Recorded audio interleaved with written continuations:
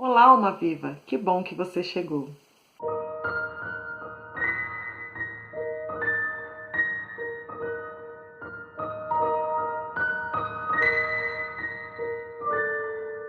Tudo bom com vocês? Eu estou com a mesma roupa porque eu gravei no mesmo dia vários relatos, porque eu tô com muito relato e ficar trocando de roupa e gravando um por dia não vai dar tempo. Então eu vou gravando e vou soltando e vocês vão acompanhando, por favor.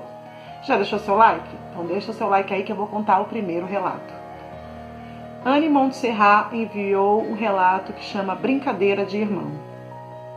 Olá, pessoas! Vim contar um fato verídico que aconteceu comigo há uns anos atrás. Eu era pequena, acho que tinha uns 7 anos. Em casa éramos minha mãe, meu irmão mais velho, meu irmão mais novo e de vez em quando um irmão de criação que quase sempre ficava lá, mas não morava lá fixamente. Todos os dias, quando íamos dormir, de manhã ou de madrugada, meu irmão de criação puxava meu pé para me assustar. Ele dormia no outro quarto com o meu irmão. Ele dormia no outro quarto com o outro irmão, né? E sempre levantava cedo para fazer isso. Eu era muito medrosa, sempre me assustava e xingava demais. Então ele se aproveitava disso para me colocar medo. Um dia, minha mãe pediu para o meu pai, que na época era vivo, porém separados, para destelhar a casa e telhar de novo para cobrir as falhas. Então fomos passar a noite na casa de um vizinho, que era um amigo da nossa família. Era de frente à nossa casa. Nessa casa, tem a casa do vizinho e a outra casinha menor no mesmo terreno. Ficamos na casinha menor. Quando foi de madrugada, eu senti algo puxar meu pé, fiquei gelada. No colchão estava dormindo minha mãe, meu irmão mais novo e eu. No outro cômodo estava meu irmão mais velho e quando eu senti algo puxando meu pé, acordei minha mãe e disse: "Mãe, o Carlos está puxando meu pé, manda ele parar." Eu quase tive um treco quando a minha mãe me disse: "Mas o Carlos não está aqui, vai dormir." Fiquei com medo, embrulhei a cabeça e cobri os pés. Uns minutos depois tomei coragem e resolvi olhar para os pés do colchão. Foi quando eu vi 2 olhos vermelhos brilhando e uma frestinha de luz descendo meio amarelada. Eu fiquei apavorada, agarrei meu irmão que dormia no meio e fiquei bem encolhidinha. No outro dia eu perguntei ao Carlos se tinha sido ele. Ele disse que não e que nem lá ele dormiu. Me lembro perfeitamente disso até hoje. Gente, quem nunca teve uma experiência de ter a sensação de alguém puxar o pé? Eu acho que é o maior trauma de todo mundo. Fala aí, você dorme com o pé para fora da cama? Você não dorme com o pé, nem com a mão e nem com o pé descoberto, que eu sei, porque eu também não durmo, ninguém dorme. Então vamos lá para o segundo relato. O Wellington Silva nos enviou esse relato que chama A Mãe de Jesus Apareceu para Mim. A história que eu vou contar realmente aconteceu e foi tão real que, sem brincadeira, me arrepia até hoje. Bom, tudo começou na casa da minha avó em Mirador, no Maranhão. Caso se perguntem, a casa da minha avó não é uma casa velha não, mas apesar disso já aconteceram coisas estranhas, inclusive meu avô morreu lá. É uma casa relativamente grande, tem 3 quartos, uma despensa, cozinha, banheiro, uma área pequena cercada com muro no final e uma área maior subindo o morro meio íngreme, em conjunto com a casa dos meus primos do lado. Como lá é interior, é costume as pessoas fazerem plantações de alguma coisa. Por essa razão, minha avó cercou o terreno que subia o morro até a parte em que ele começava a ficar plano. E limpava o local de mato, mas a plantação não foi o único motivo. Tinham pessoas invadindo o terreno de outros moradores, casos isolados, para fazer casa, e por essa razão minha avó foi logo cuidadosa e cercou seu terreno. Como ela é idosa e já caiu uma vez, me pediu para subir no morro e verificar se estava tudo certo. Eu já conhecia bem aquele local. Na época, eu tinha uns 12, 13 anos e sabia que tentar ir pelo meio do morro seria cair no chão na certa. Então eu subi me segurando no arame de cerca do lado direito. Uma subida não tão difícil e no máximo durava 3, 5 minutos para alcançar o topo. Depois disso, ficava mais ou menos plano. E nessa parte ficavam as sobras de madeira e resto de árvores que foram usadas na cerca. Eram umas 3 pilhas mais ou menos. Quando cheguei a essa parte, caminhei normalmente. Não era a primeira vez que fazia aquilo e fui passando pelas pilhas de madeira, uma ao lado da outra, e a última mais à frente, perto do final da cerca. Eu parava no meio do caminho e olhava para a esquerda, para a direita, em busca de alguma coisa. Então fui em direção ao final da cerca. A uns metros à minha frente, fiquei alguns minutos parado em cima da pilha, simplesmente olhando ao redor. Quando cheguei no final da cerca, tinha uma pilha do meu lado direito.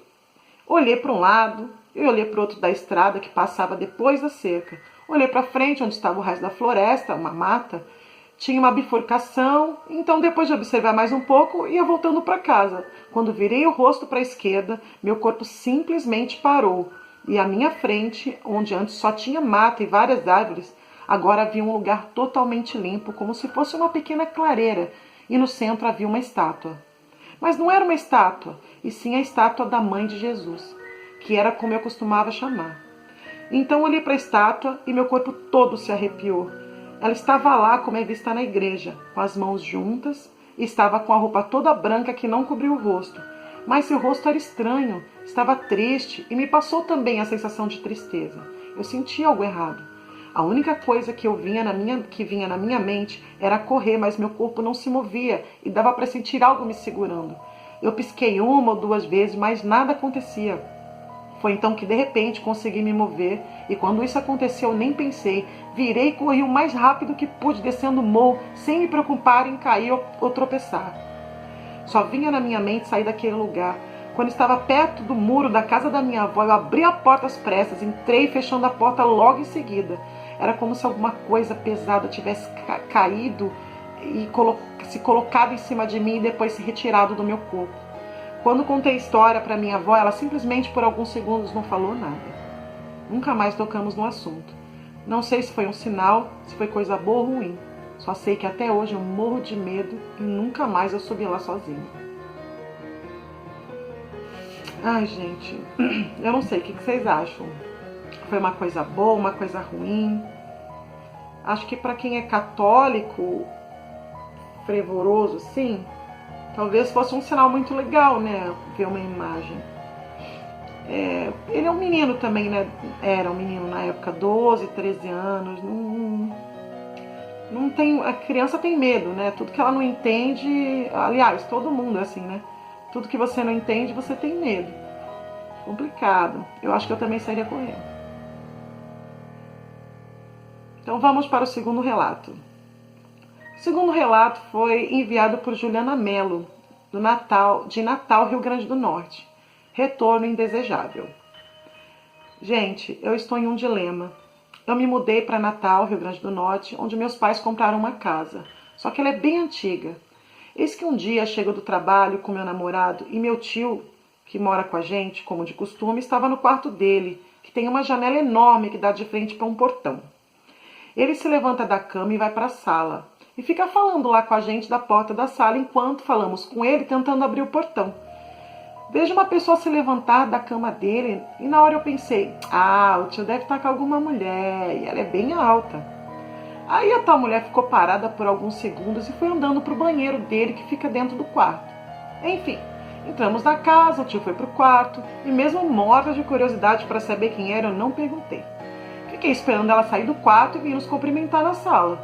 Passou muito tempo e nada da pessoa sair do quarto. Aí eu fui até ele e perguntei quem estava lá com ele. E ele, espantado, mas achando engraçado, disse sorrindo que estava sozinho. E eu disse, que mentira! Eu vi uma pessoa se levantar da sua cama e ir para o banheiro, engraçadinho. Então nos olhamos, ele ficou sério, eu também, ficamos todos arrepiados. Fui procurar até debaixo da cama, ainda me achando que ele estava me zoando, e nada. Então só depois eu fui realmente relembrar o que tinha visto. Era muito alto e não daria para saber na verdade qual sexo era, e comecei a sentir algo muito estranho.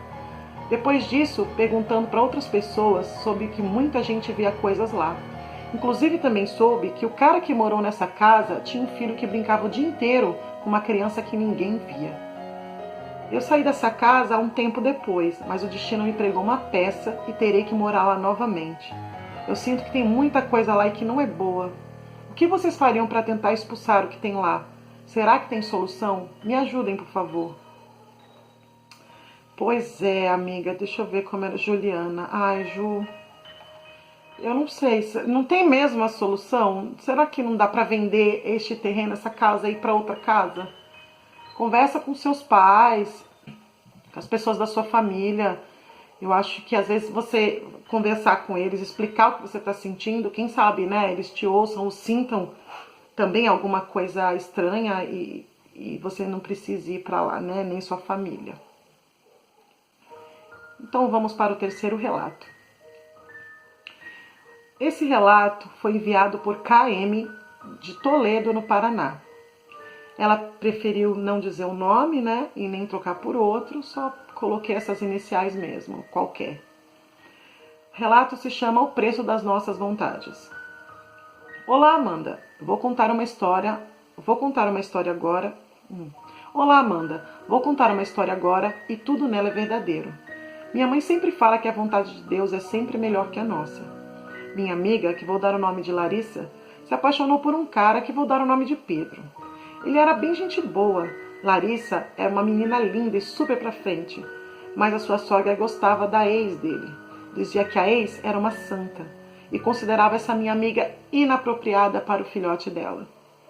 Um dia, a sogra dela foi até uma feiticeira e pediu para fazer um trabalho para separar os dois. Então, feito, Pedro começou a virar a cabeça.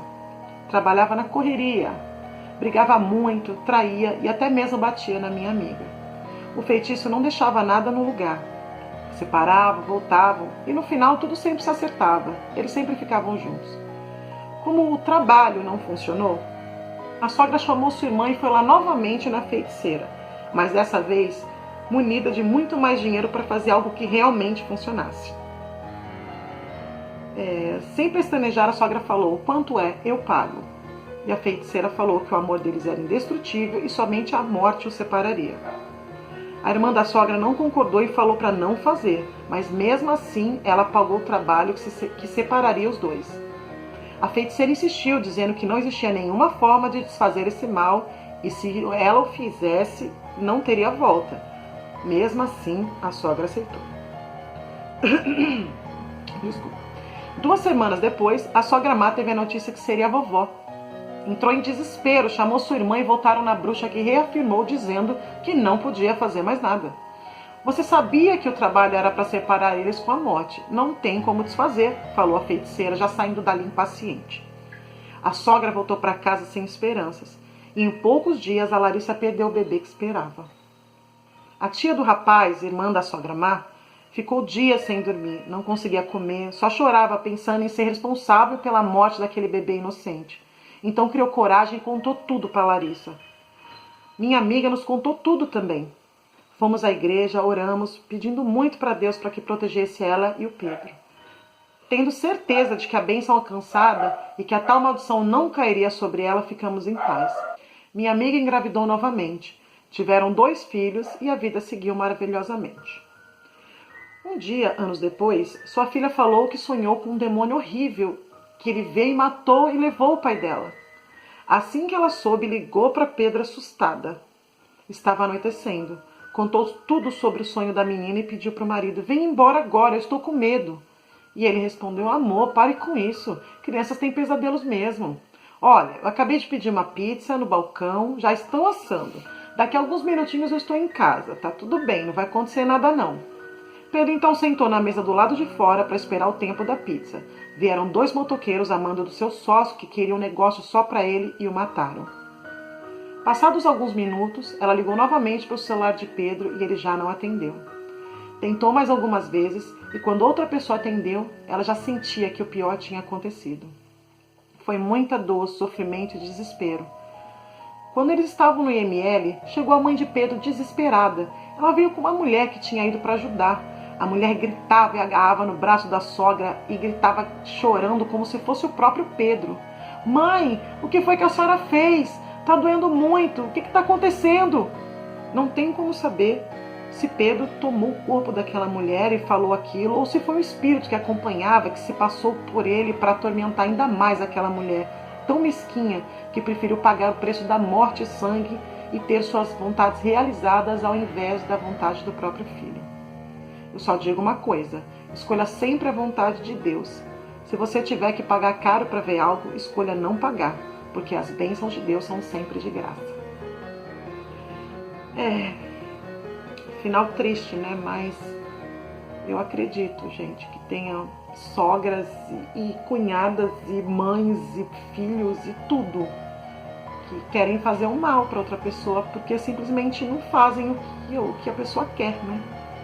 E a gente não tem o direito, né, de invadir a vida do outro, de obrigar o outro a fazer o que você quer que ele faça. Se você gostou desses relatos, por favor, deixa seu like, se inscreva no canal, ative o sininho e vamos atingir a meta de 1 bilhão de likes. Não dá para atingir 1 bilhão de likes agora, ainda não. Mas se vocês conseguirem me ajudar, vamos bater essa meta de 2.000 likes pra gente poder fazer um ao vivo legal. Vamos fazer um ao vivo pra gente interagir, pra gente conversar. Pode ser à noite, se vocês preferirem. Tem bastante relatos legais. Às 3 da manhã. 3 da manhã, né? A minha filha tá aqui do meu lado. Às 3 horas da manhã, que é o horário crucial. Vai ser bem legal. Então, obrigada. Fique com Deus e até mais.